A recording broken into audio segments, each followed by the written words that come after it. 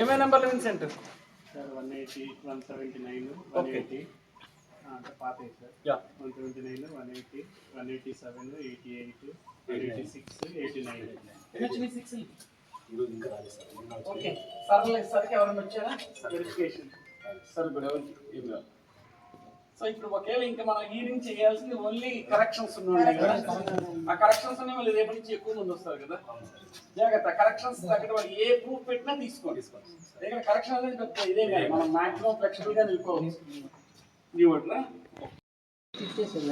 అలా కాదు నేను అనేది ఇప్పుడు ఈ మనం ఫామ్ 6 కదా అప్లై చేస్తుంది 6 అంటే ఎగ్జిస్టింగ్ ఎవరో ఒకళ్ళు ఉండాలి అది నేను వాళ్ళు ఏ పార్ట్ లో ఉన్నారో చూసుకొని సేమ్ పోలింగ్ స్టేషన్ కి మాత్రమే రికమెండ్ చేయండి.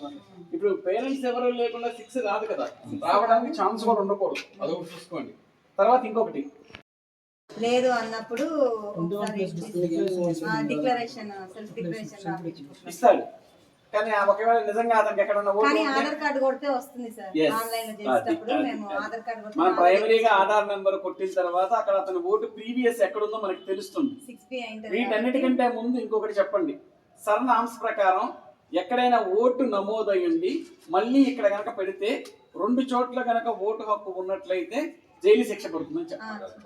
ఎలక్షన్ కమిషన్ నామ్స్ ప్రకారం చీఫ్ ఎలక్షన్ కమిషనర్ గారే ఇచ్చారు.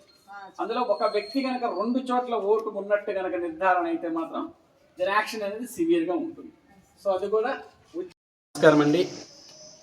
ఎన్నికల ప్రిపరేషన్ కార్యక్రమంలో సందర్భంగా మరియు సర్ కార్యక్రమంలో భాగంగా నిన్న ఈరోజు మరియు వచ్చే శనివారం ఆదివారం అంటే 29, 30 తేదీల్లో కూడా గిద్దలూరు పట్టణంలోని 31 పోలింగ్ స్టేషన్లలో కూడా స్పెషల్ క్యాంపెయిన్ ప్రోగ్రాం కండక్ట్ చేస్తున్నామండి.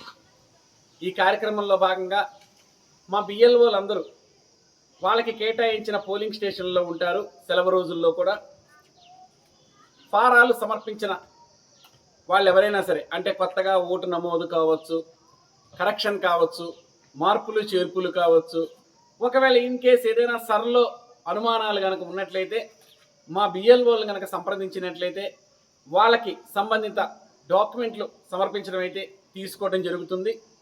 ఒకవేళ ఇన్ కేస్ ఈరోజు రేపు అయిపోయినా మీకు పేపర్లు ఏదైనా సమర్పించాల్సి ఉన్నట్లయితే గిద్దలూరు మున్సిపల్ కార్యాలయానికి డైరెక్ట్గా నాకు సమర్పించినా కానీ సంబంధిత విభాగంలో అందజేసిన ఎడలా తీసుకోవడం జరుగుతుంది.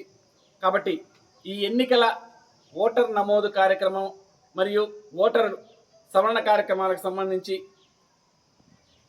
గిద్దలూరు పట్టణ ప్రజలందరూ కూడా ఈ అవకాశాన్ని వినియోగించుకోవాల్సిందిగా కోరుతున్నామండి.